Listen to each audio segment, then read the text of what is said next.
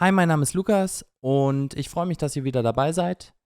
Und in der letzten Folge von meinem virtuellen Festival haben wir über Patching und Layout Views gesprochen. Ich habe die Layout Views noch ein bisschen aufgeräumt und heute machen wir weiter mit dem Grouping. Viel Spaß.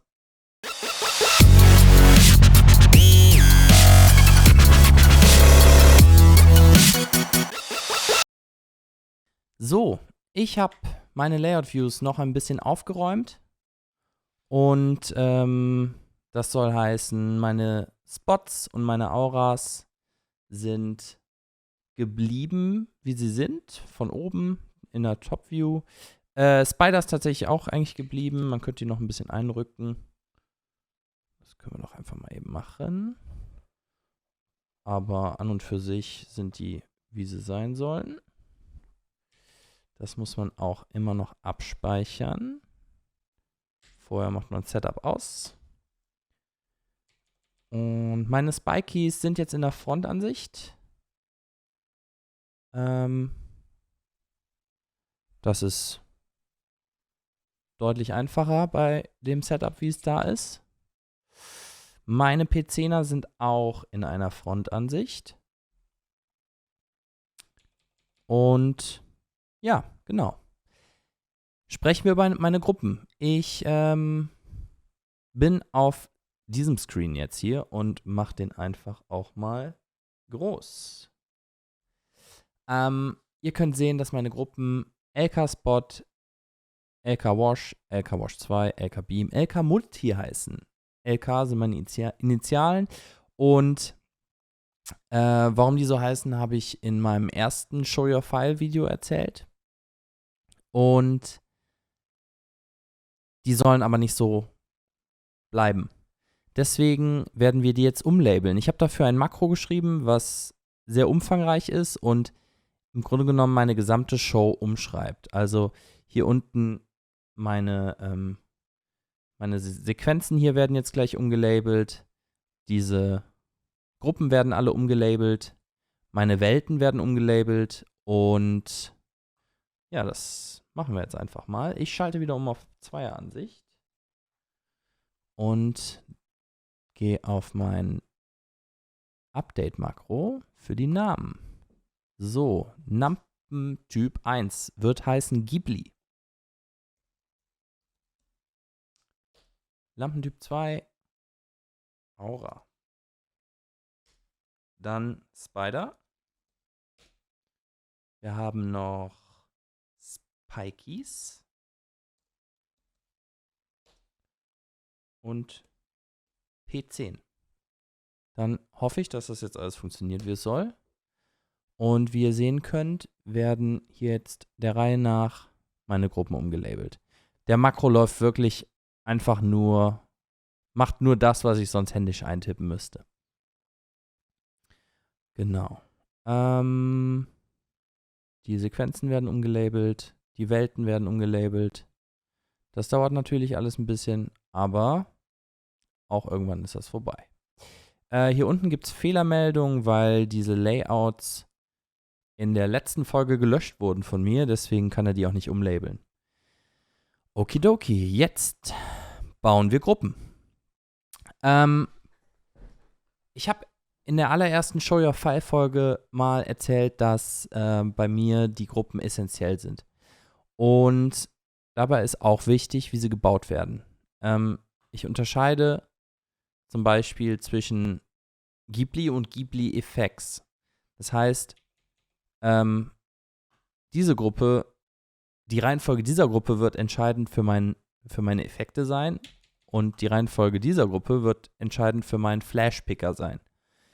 Und dann würde ich sagen, baue ich einfach mal. So, ich will für meinen Flash-Picker alle Lampen von links nach rechts ausgewählt haben. Und jetzt könnt ihr sehen, ich habe die Auswahl in meinem Layout-View auch genauso gemacht. Wenn man nach unten scrollt und dann nach rechts könnt ihr oben links in der Ecke sehen, dass da First Top, Bottom, then Left, Right stand, bevor ich die Maus losgelassen habe.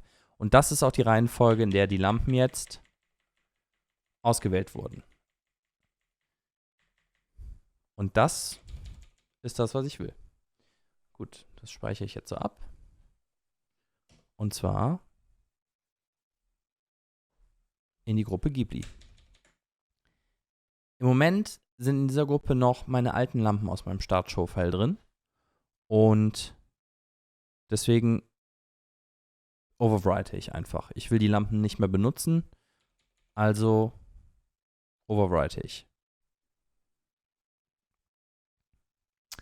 Jetzt fällt mir gerade ein kleiner Aspekt auf, den ich vorher hätte machen sollen. Aber es ist noch nicht zu spät dafür. Ich habe in meinem Patching die Lampen einfach hinzugefügt. Und jetzt hätte ich die aber auch einfach hier oben tauschen können. Muss aber jetzt noch dafür sorgen, dass meine Lampen auch in meinem Showfile auftauchen. Das heißt, ich klone jetzt. Dafür baue ich mir jetzt ganz schnell Klongruppen. Und die baue ich mir hier unten jetzt irgendwo hin. So, hier ist was frei. Und das sind meine Ghiblis, meine Auras, Spiders. Ja, das hat nicht geklappt. Dann meine Spikies. Meine P10er.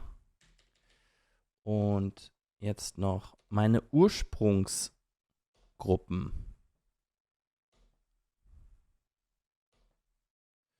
Zack. Und jetzt gehe ich ins Cloning. Ich klone meine Robe BMFL Spots auf meine Ghiblis. Ganz stumpf. Was klone ich? Alle Sequenzen. Nicht die Gruppen. Alle Presets. Nicht die Welten. Alle Effekte. Und die Layouts auch nicht. So.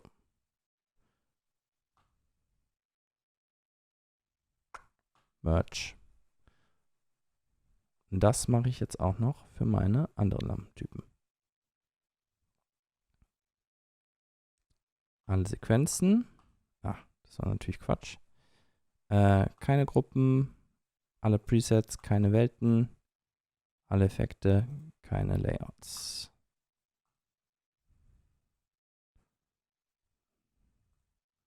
Meine Auras.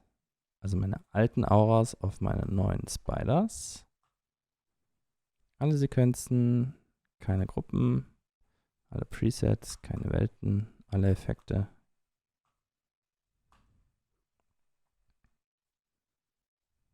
Meine Beamlights.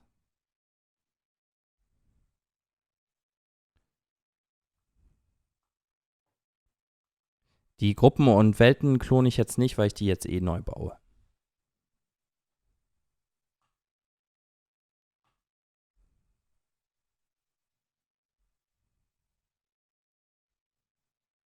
So, und jetzt wird es interessant, denn hier tauchen jetzt meine Multi-Instanz-Lampen auf. Ich klone jetzt quasi nur von meinen JDSU-Ones das LED-Modul. Deswegen kann ich die jetzt einfach so lassen, wie sie sind. Das ist nur Instanz 2, wie ihr sehen könnt. Keine Gruppen, keine Welten, keine Layouts. Clone, Merge. So. Genau. So, was hat uns das jetzt gebracht? Das hat uns Folgendes gebracht. Meine Ghiblis tauchen jetzt hier unten schon in meinen Sequenzen auf. So, meine Spiders nicht. Das gucke ich mir später an. Wahrscheinlich, weil die, ja. Das ist immer das Problem an den Fixture Types. Wenn die Fixture Types von Capture und von Grandma nicht komplett übereinstimmen, dann kann das schon mal passieren, dass hier Dimmer 1 und 2 vertauscht sind. So Sachen sieht man dann halt, wenn man eine Show ordentlich vorbereitet. Und das machen wir aber jetzt ganz unspektakulär, indem ich in meinem Picture-Type einfach die beiden Dimmer tausche. Dafür muss ich ins Patch and Picture Schedule. Picture-Type. So, ich habe hier einen Dimmer. Der ist 26 und 27. Und wo ist der zweite Dimmer?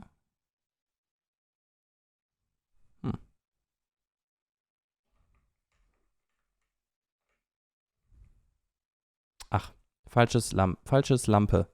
Falsche Lampe. Wer lesen kann, ist klein Vorteil. Wir tauschen 24 und 27.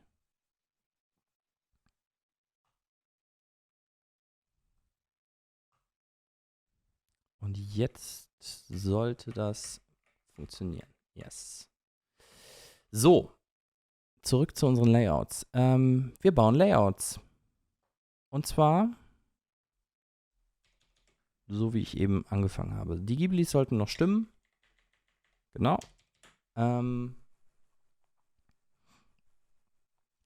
Ghibli-Effekts lasse ich erstmal außen vor. Meine Links-Rechts-Gruppen baue ich gespiegelt.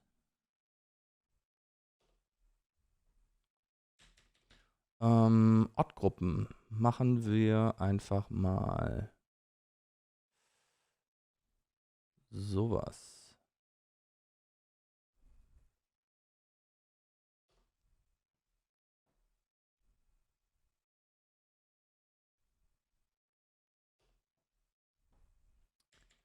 Und Blöcke machen wir vielleicht sowas. Block 1, Block 2. Und dann habe ich hier unten nochmal eine Dreieraufteilung. Meine Ghibli 1 wird das, 2 wird das, 3 wird das und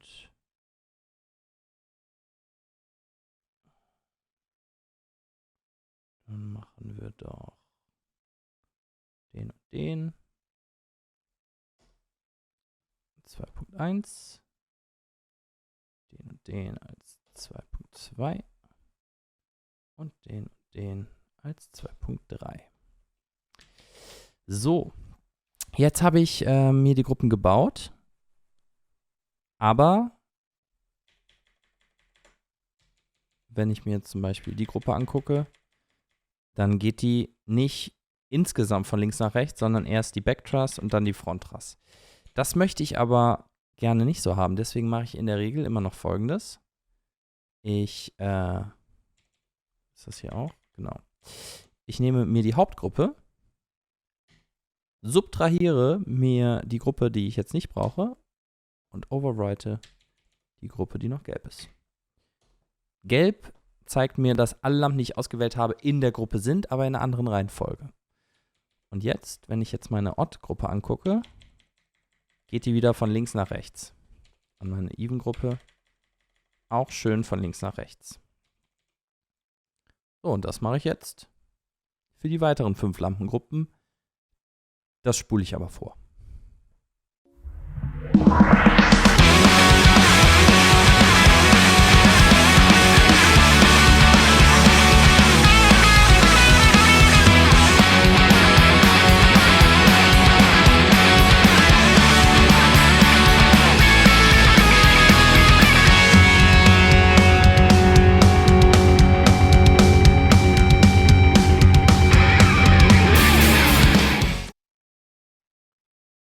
So, ich bin fertig mit meinen Gruppen.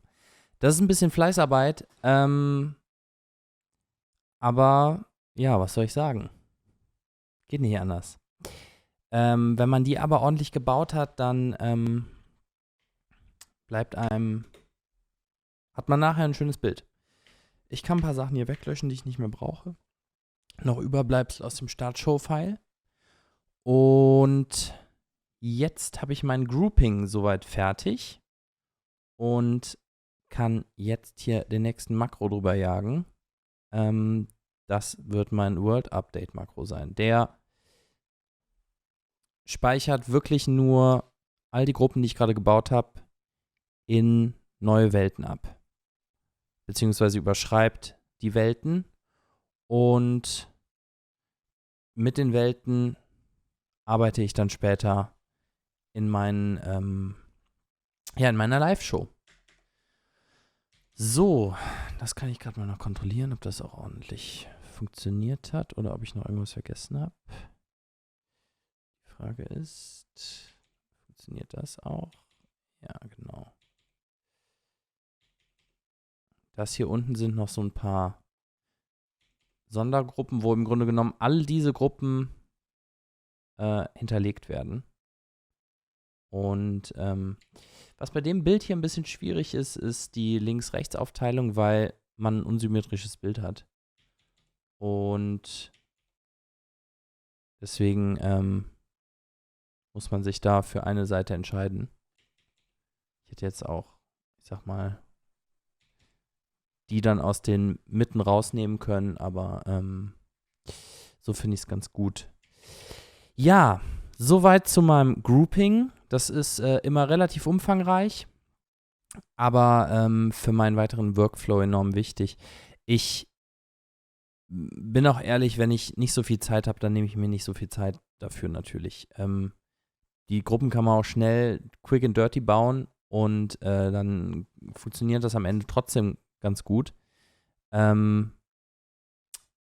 Aber es ist irgendwie schöner, wenn es gut gebaut ist. Und jetzt könnt ihr hier schon sehen, mein Flash-Picker funktioniert schon. Ich muss den mal kurz resetten. Das tut dem immer mal ganz gut. So, und jetzt sind da auch nur die Spots links und rechts drin. Und weil ich eben halt geklont habe, dürften die gröbsten Presets auch schon stimmen. Und vielleicht sogar schon ein paar Effekte. Das heißt, man kann, wenn man die Gruppen gebaut hat, im Grunde genommen auch schon loslegen. Ne? Das ist das Schöne. Aber mehr dazu in der nächsten Folge. Dann werde ich auf Presets eingehen und wenn ich noch dazu komme, auch schon meine Effekte bauen. Und ansonsten freue ich mich, wenn ihr den Kanal abonniert, vielleicht ein paar Likes da lasst, gerne kommentieren. Ich versuche alle Fragen zu beantworten, die mir gestellt werden. Ich bin nicht allwissend, aber vielleicht habe ich hier und da eine Antwort und freue mich auf Diskussionen hier unten drunter und bin raus. Ciao, ciao.